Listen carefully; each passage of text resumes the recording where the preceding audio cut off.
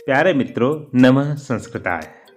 मैं हूं उमाकांत शर्मा और आप देख रहे हैं अपनी पाठशाला।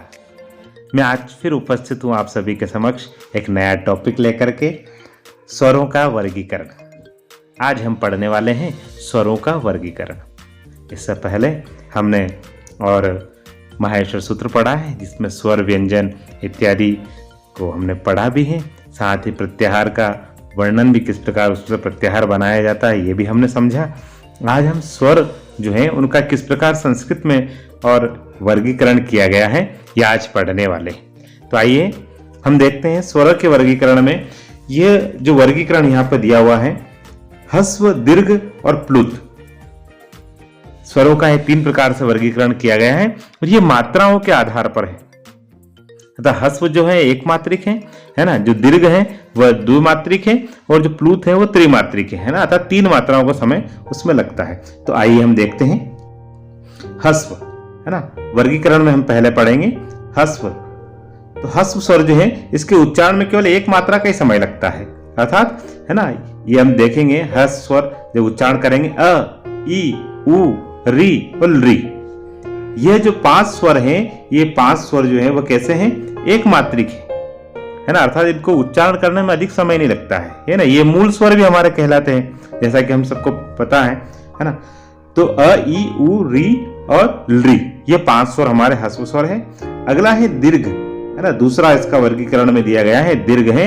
इन स्वरों के उच्चारण में जो पहला हमारा ह्रस्व था उससे दुगना समय लगता है, स्वाभाविक है ना। ये द्विमात्रिक है, इसलिए इनके उच्चारण में समय अधिक लगेगा। जैसे आप देखें इनकी संख्या 8 है। तो आ, ई, उ, री, ए, आई, ओ, औ, यह जो 8 स्वर हैं इनको कहते हैं दीर्घ स्वर। ये दीर्घ स्वर है। तो ये 8 स्वर जो हैं ये दीर्घ स्वर हमारे हैं और इनके उच्चारण में समय अधिक लगता है उच्चारण में, क्योंकि ये मात्रा बढ़ने से उच्चारण में समय स्वाभाविक ही लगने वाला है। ठीक है। तो और आगे देखें, और थोड़ा विस्तृत में आपको नहीं बताऊंगा इसमें, क्योंकि वीडियो थोड़ा लंबा हो जाता है, इसलिए आप देखें थोड़ा और यहाँ कुछ दिया हुआ है कि भाई ये संयुक्त स्वर है, मिश्र है ना, इनमें संधि स्वर भी कहते हैं और सारी चीजें इसमें दे रखी। लेकिन हम मूल आज जो पढ़ रहे हैं वो है स्वरों का वर्गीकरण।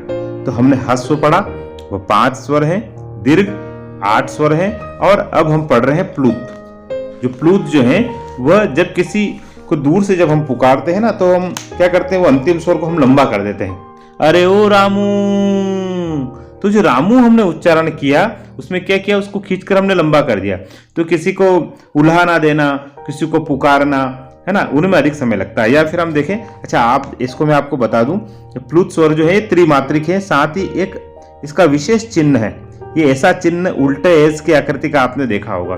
तो ऐसा एस की आकृति का जो चिन्ह रहता है ना, इसको अवग्रह चिन्ह भी कहते हैं, है ना, इसको अवग्रह चिन्ह भी कहते हैं। और इस प्रकार का जो है आपने चिन्ह कई बार प्लुत स्वर में देखा होगा, या फिर आपने कई बार इसको इस प्रकार 3 संख्या लिख करके, क्योंकि त्रिमात्रिक है इसलिए इसको ऐसा 3 संख्या लिख करके भी इसको आप प्रकट किया जाता है, बताया जाता है, दर्शाया जाता है। आप देखो अगर ओम है तो आपने देखा होगा, है ना, ऐसा ओम भी आपने ऐसा लिखा हुआ कई जगह देखा होगा, है ना, क्योंकि हम जब ओम का उच्चारण करेंगे तो हम करते हैं, कैसे करेंगे, ओम,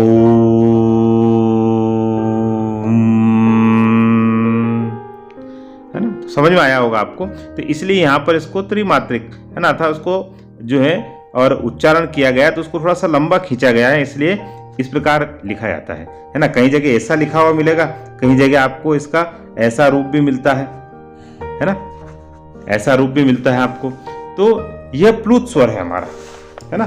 तो प्लुत स्वर का उच्चारण कैसे करते हैं ये मैंने आपको बताया। अब आइए देखते हैं कितने होते हैं। तो प्लुत स्वरों की जो संख्या है वो प्लुत स्वरों की संख्या है 9। देखिए आप कौन कौन से हैं, अ, ई, उ, है ना, री, री, ए, आई, ओ और औ। ये जो है ये 9 स्वर जो है ये प्लुत स्वर है। ठीक है। तो आप ध्यान रखेंगे, प्रश्न यहां से बनते हैं, कई बार पूछा जाता है ह्रस्व स्वर की संख्या कितनी है, मूल स्वर किसे कहते हैं ना, दीर्घ स्वर में कितने स्वर होते हैं। तो याद रखें आप, ह्रस्व 5, दीर्घ 8 और प्लुत 9। तो इस तरह से अगर हम इन सबको और काउंट करें, इन सबको हम जोड़ें तो इस प्रकार ये कितने हो जाएंगे? 22 इनकी संख्या हो जाएगी। हस्व है ना, हस्व 5 हस्व स्वर, दीर्घ, प्लूत, तो इस प्रकार दीर्घ की 8 और 9, इस प्रकार ये टोटल हो जाएगी इनकी 22, है ना। तो ये 22 स्वरों की संख्या ऐसे ऐसे मानी गई। जबकि अगर हम ऐसे देखें तो पाणिनि के जो माहेश्वर सूत्र के अनुसार जो पाणिनि के अष्टाध्यायी में जो स्वर बताए गए हैं वह 9 स्वर हैं उसमें, है ना। पहले सूत्र से लेकर के चौथे सूत्र तक जो है स्वरों का वर्णन है और 5वें से लेकर के 14वें सूत्र तक व्यंजनों का वर्णन है। ये अगर आपको इसको व्यवस्थित अच्छे से समझना है तो एक बार आप पीछे जो है और आप देखें, माहेश्वर सूत्र का एक वीडियो मैंने बना रखा है, तो वो माहेश्वर सूत्र वाला वीडियो आप देखें तो आपको सारा अच्छे से समझ में आ जाएगा।